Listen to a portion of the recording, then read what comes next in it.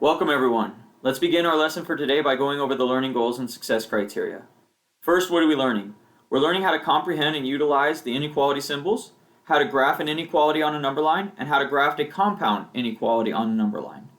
How are we learning it? Through the Introduction to Inequalities notes and the Introduction to Inequalities assignment. When can we use this? To determine which scores you can receive on your final exam that will allow you to pass the course. How do you know you learned it? By getting a score of 4 on the Introduction to Inequalities assignment. Now let's take a look at our agenda for today. We will begin by going over our learning goals and success criteria. While we do that, you'll fill out your Get It Started. Once you've completed your Get It Started, we'll go over it together and answer any questions that you may have. Next, we'll do our weekly raffle. After that, we'll go over the Introduction to Inequalities notes, and then I'll give you time to complete the Introduction to Inequalities assignment. Once you've completed the assignment, we'll go over it together and answer any questions that you may have. At the end of class, we'll go back over our learning goals and success criteria while you fill out your Before You Go. Your only homework for tonight is to continue working on the Linear Inequality Study Guide and any incomplete assignments that you may have. Let's take a look now at the Introduction to Inequalities notes. The notes begin with the learning goals and success criteria. Now, what is an inequality? An inequality can be of any of these forms. This symbol, this one here. So this one looks like an arrow going this direction, an arrow going this direction. And then we have the arrows with the little bars underneath. And what do these mean? Well, this first symbol means less than. So we have this symbol meaning less than. This one then means greater than. This one means less than again, right? Because that's this arrow. And the bar means or equal to. So this is less than or equal to. And this one, this arrow here, meant greater than. And the bar means or equal to, so it's greater than or equal to. So those are the different inequalities. Now how can we remember the signs? The easiest way I remember the signs is Pac-Man. So we have Pac-Man here. And Pac-Man's rule is Pac-Man always eats the bigger number. So if you notice, Pac-Man's mouth forms that arrow shape that we just talked about. So it forms the symbol. So if Pac-Man is always eating the bigger number, then we can recognize the way that we can state the symbols. For instance, we have 3 and then this symbol and 4. Well, Pac-Man eats the bigger number, so if I draw Pac-Man on there, I can see that his mouth is eating this side here, which means this is the bigger number. So this number is greater. Well, we always read it from left to right though, so that means if this number is greater, this number's got to be smaller. So we would say 3 is less than 4.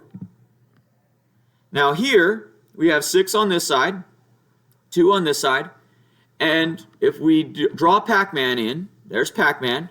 Pac-Man, again, always eats the bigger number. So we have 6 being bigger, and we read it from left to right, so we say 6 is bigger than 2, or 6 is greater than 2. So that's one way we can remember the signs. Now, plotting inequalities on a number line. When plotting inequalities on a number line, you must follow specific rules. First of all, for less than or greater than symbols, we use an open circle. For less than or equal to or greater than or equal to, we use a closed circle. And then we shade in the direction of the inequality. So how do we remember the circles? The way we remember it is this. Every inequality gets a circle. And if they add more to the inequality, we add more to the inequality. What does that mean? Well, this is a basic inequality symbol. This is x is less than 4. Well, this is a basic one, so we start with a circle. If they don't add anything extra, meaning they don't add the bar underneath, then we leave it as it is and leave it as an open circle. Now, if they add something to it, for instance, this one says x is greater than or equal to 2. If they add the bar underneath, so if they add something extra, we add to it as well and shade the circle in. So now we know that if there's no bar, we leave it as an open circle. if there is a bar, if they add something extra, we add something extra also and fill it in. So let's look at how we plot these inequalities on a number line. Well, we have x is greater than -3. So first of all, we're going to find -3, which is here, and we're going to decide what kind of circle we need to use. Well, we start with an open circle, and we decide whether we need to shade it in or not. Well, they didn't add anything extra, no bar, so we don't add anything extra either, and we leave it as an open circle. Then we need to shade the values that for x that apply. Well, it says x is greater than -3. So where are all the x's that are bigger?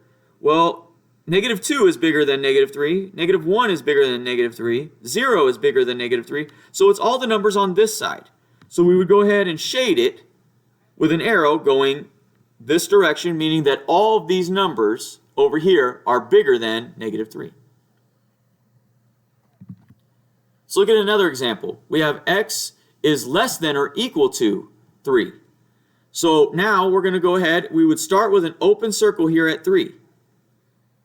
And we decide, did they add anything extra? Well, they added the bar underneath, so we will too, and we will come up with a closed circle. Now from there, we're looking at all the x's smaller than 3, right? Because Pac-Man's eating 3, so that means 3 is bigger than all the x's. Well, where are all the x's smaller than 3? Well, they're smaller on this side here, so we would shade in this direction. Now, what is a compound inequality? A compound inequality is two or more inequalities joined together by and or. And what does that look like?